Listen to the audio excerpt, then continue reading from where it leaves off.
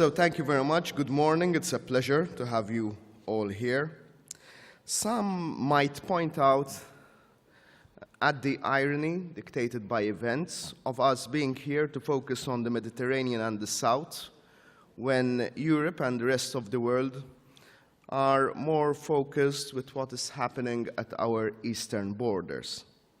I submit that it is necessary for us at this important juncture to remind Europe of its Mediterranean vocation. When Europe neglected a region, it was always caught unaware. Many are talking about the Arab winter. I submit that the spring has rarely begun. Furthermore, part of the solution on avoiding over-reliance on any one country in the East is that of expanding Europe's values, interests, and influence in its South.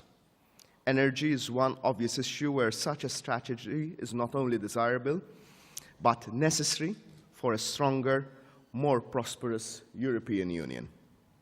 So let's talk about the future of Europe and the Mediterranean region. Europe's future on the global stage is not easily determined. There are too many question marks, and not even looking into a crystal ball may give the required comfort. But we can look at the actions that we are taking today and the outcomes which we wish to see to chart our path. We have several questions to answer. Where is Europe now? What are its problems? Where are its interests and objectives? What are its political and economic intentions? Yesterday, I was at the emergency summit in Brussels to discuss the crisis in Ukraine.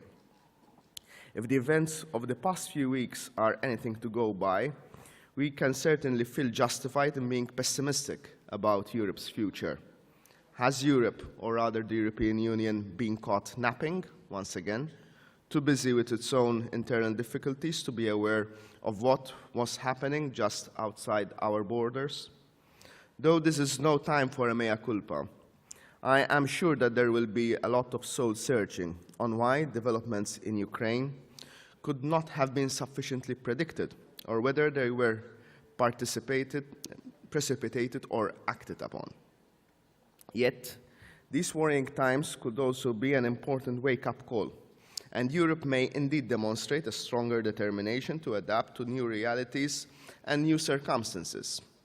In the immediate post-Cold War period, Europe found a renewed sense of leadership on the global stage.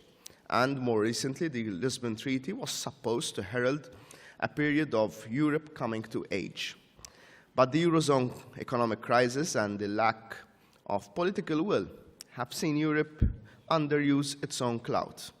We have lacked self-confidence to push through, as if we remained at the starting block, paralyzed by ourselves.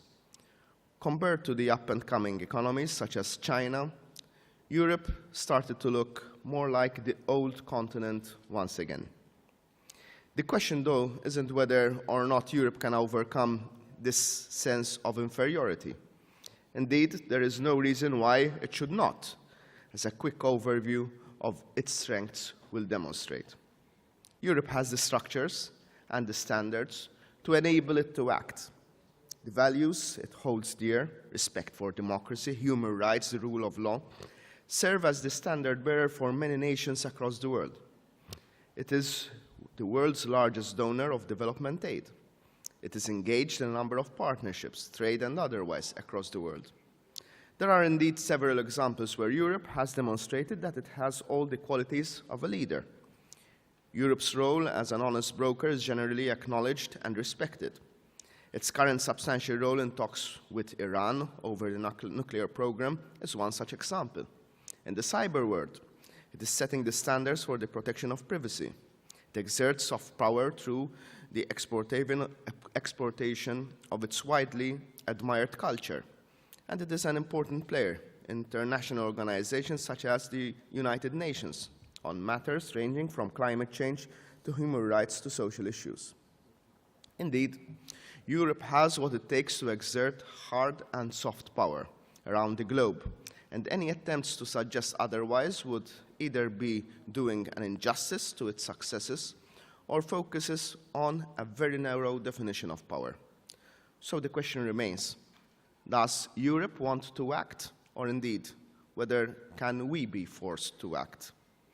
Ongoing threats such as terrorism, cybersecurity, and proliferation of weapons certainly leave no room for complacency. Whether by circumstance or by choice, Europe has to act. Looking at the glass as half full, we can certainly see that Europe is taking measures to become a stronger global player. The Europe 2020 strategy, largely devised to draw Europe out of economic stagnation, underlines the ambition to become knowledge-driven, a competitive and sustainable economy. We need to invest heavily in research and development and in education to be the leading provider of cutting-edge technology and in green growth services. Europe's future role on the global stage will not be a zero-sum game. Knowledge will come without effort. It will mean sticking to its principles and values while striving to bring others on its side. This country, Malta, is part of the European mainstream, but we are also very much a Mediterranean country. Developments in the Med over the past few years took many people by surprise. Revolutions unfolded at a fast pace, leaving the rest of the world spectators with trepidation. The Arab Spring that engulfed Malta's immediate neighborhood came as a resounding alarm that realities so close to Europe were being somewhat ignored. We are fortunate today to have here friends from across the Mediterranean with whom to share experiences. We are deeply concerned at developments in our neighboring country. Most obvious example is Libya. The flows of migration from south towards Europe are, in the majority of cases, a result of people fleeing persecution and poverty in search for safety and a better life. We understand that they are caught in a web of poverty and exploitation. And without limited resources to save their lives, when required and provided them for help, offering refuge and respite, we can do very little else. I said last year that the Mediterranean has become a cemetery. I, for one, do not want to be an accomplice to this. We want a Europe of solidarity, and maybe today we can discuss what solidarity really means. Allow me to conclude by saying that we in Malta look forward to building better relations with all our neighbors, north and south. In 2015, we will host for the second time in a decade the Commonwealth Heads of Government Summit. This will be a window of opportunity for the Commonwealth to renew itself and play an enhanced role in the international scene. There are many challenges ahead. The crystal ball may not tell us exactly how Europe will rise to these challenges, but there is no doubt that we will have to employ all our skills and efforts. Thank you.